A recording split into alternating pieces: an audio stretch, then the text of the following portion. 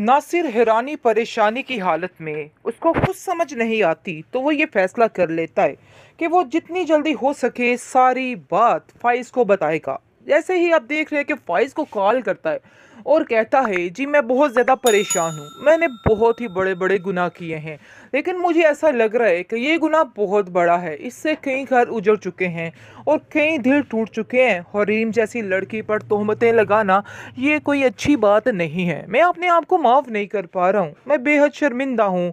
यकीन मानो कि तुम नहीं जानते कि मैंने कितनी मुश्किल से ये दिन गुजारे हैं। मेरी तकलीफ़ दिन ब दिन बढ़ती जा रही है और मुझे इस कदर तकलीफ़ है मैं तुम्हें बता नहीं सकता हूँ। मैं तुमसे बस यही कहना चाहता हूँ कि जो कुछ हुआ वो सब कुछ तुम्हारी माँ का और मेरा किया धरा था। तुम्हारी माँ मुझे लालच देती रही और लालच में आकर मैं ये सब कुछ करता गया। मैं ऐसा करना नहीं चाहता था, लेकिन फिर भी मजबूरी, पैसे की लालच ने मुझे ये सब कुछ करने पे मजबूर कर दिया। मैं जानता हूँ कि मैंने जो कुछ किया है गलत किया है, मुझे ऐसा नहीं करना चाहिए था। लेकिन जी आप देखेंगे कि फाइज कहता है कि तुम भी मेरी माँ के साथ बराबर के गुनाहगार हो, लेकिन अब क्या हो सकता है, तुम लोगों को तो सज़ा खुदा ही देगा।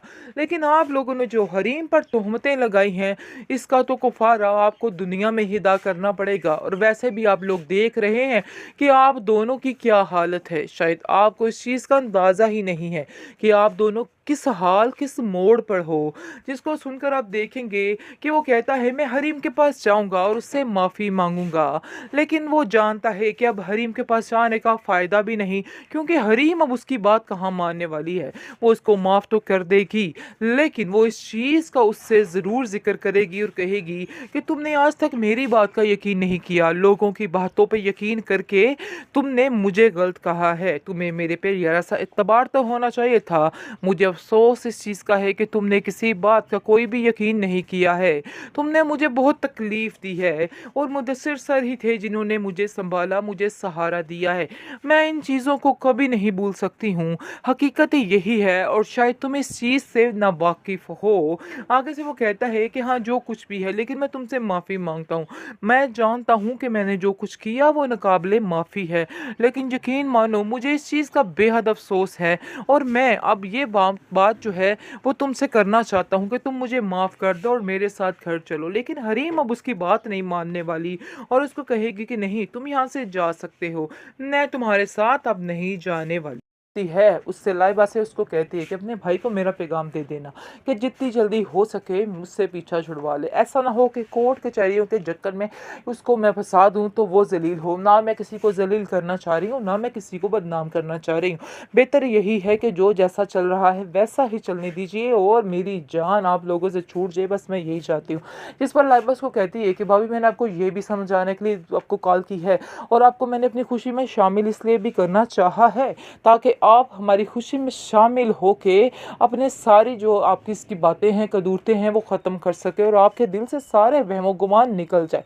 लेकिन नहीं सुनने वाली है, वो कहेगी नहीं अब मुझे कुछ भी नहीं सुनना, कुछ भी नहीं कहना है, बस मैंने जो फैसला करना था वो कर लिया है, मुझे अब किसी से कोई लेन देन कोई वास्ता ताल्लुक नहीं रखना है।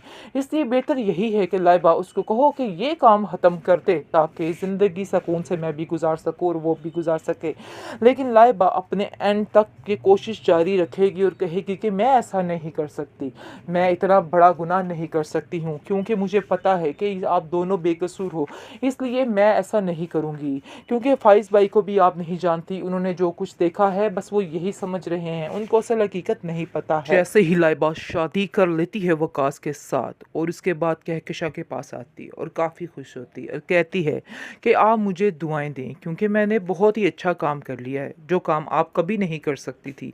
आपने हमारे लिए सारे रास्ते बंद कर दिए हैं, लेकिन मैंने ये फ़ैसला खुद लिया है और अपने बाप की मर्ज़ी से लिया है, इसलिए आप मुझ पे इस तरह से तनकीद नहीं कर सकती। लेकिन जी वो आप देखेंगे कहकशा बहुत रोती है और कहती है कि तुमने मेरे साथ अच्छा नहीं किया, तुमने तूने मेरे साथ बहुत गलत किया है। मुझे तो यकीन ही नहीं आ रहा कि मेरी बेटी हो के मेरे साथ ऐसा कैसे कर सकती हो। क्योंकि आप देखेंगे कि लाइबा अपनी माँ से कहती है कि आपसे शायद मेरी खुशियाँ नहीं देखी जा रही हैं, इस तरह से खुश देख के आपको तकलीफ़ हो रही है, क्योंकि आप जिस अज़ियत में हैं आपका दिल है कि सब ही ऐसे रहें और सबके दिल में यही बेचैनियाँ, यही परेशानियाँ रहें।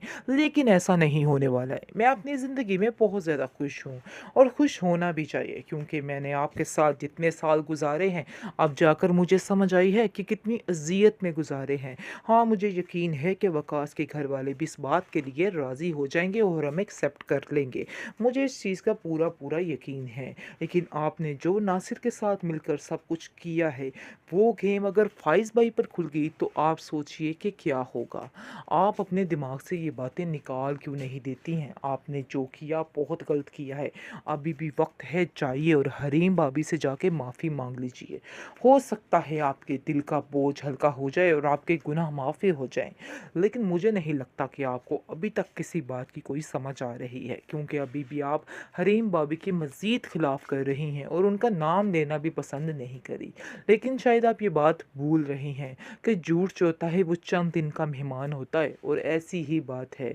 झूठ आपका चंद दिनों का मेहमान है और ये ज़्यादा देर तक नहीं रहने वाला। देख लेना, अनकरीब ही सारी बातें खुलकर सामने आ जाएंगी और सारा सच सामने आ जाएगा, क्या होना है और क्या नहीं होना है।